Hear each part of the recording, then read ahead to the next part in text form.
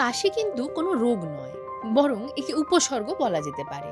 তাই এই ধরনের সমস্যা নিয়ন্ত্রণে ইচ্ছে মতো দোকান থেকে কিনে শিশুকে ওষুধ খাওয়ানোর আগে কাশির উৎস খুঁজে বার করা প্রয়োজন। খুদেকে কখন ওষুধ খাওয়াবেন আর কখন শুধুমাত্র নেজাল ড্রপের উপর ভরসা করবেন তা বাতলে দিলেন চিকিৎসক।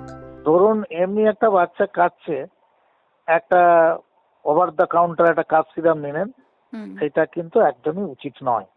কারণ অনেক কাফ সিরাপের যে ফর্মুলেশন আছে সেটা সায়েন্টিফিক নয়। অনেক সময় ফিক্সড ড্রাগ কম্বিনেশনে কাফ সিরাপ আছে, সেটা তো অলরেডি এপ্রিল 2025 ব্যান করা হয়েছে, কিন্তু এখনো সেটা বাজারে চলছে। কিভাবে চলছে, কেন চলছে আমরা জানি না। জেনারেলি 2 বছরের নিচে কাফ সাপ্রেসেন্ট ইউজ করা উচিত নয়। কাফ সাপ্রেসেন্টটা কেন নেওয়া উচিত নয়, তার কারণটা হচ্ছে যে কাফ হচ্ছে আমাদের বডির একটা ডিফেন্স। আমাদের গলাতে মনে কোনো সিক্রেশন এলো, সেটা যদি আমরা কাফ আউট করতে না দিই বা কোনো করে বার করতে না দিই, তাহলে সেটা শ্বাসনালী দিয়ে নিচে জমবে। বড়রা একটা ধোঁয়ার মধ্যে দিয়ে যাচ্ছে, সেইখানে যদি কাফ আউট সে করতে না পারে, তাহলে ধোঁয়াটা ইনহেল করে সে কিন্তু সাফোকেশন হবে।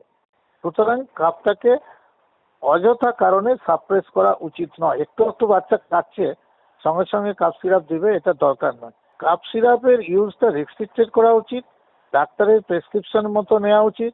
খুব ছোট বাচ্চাদের যেগুলো হয় সেগুলো বেশিরভাগ কারণে ভাইরাল কাফ হয়, সেখানে হাইড্রেশনটা মেনটেন করা উচিত, হিউমিডিফিকেশনটা মেনটেন করা উচিত, নাকের ড্রপটা দেওয়া উচিত। এইভাবেই কিন্তু ট্রিটমেন্টটা রাখা উচিত। আননেসেসারি পেরেন্টরা কাফ সিরাপ খাওয়াবার জন্য যে ছটপট করে, সেটা কিন্তু ঠিক নয় বলেই আমার মনে হয়।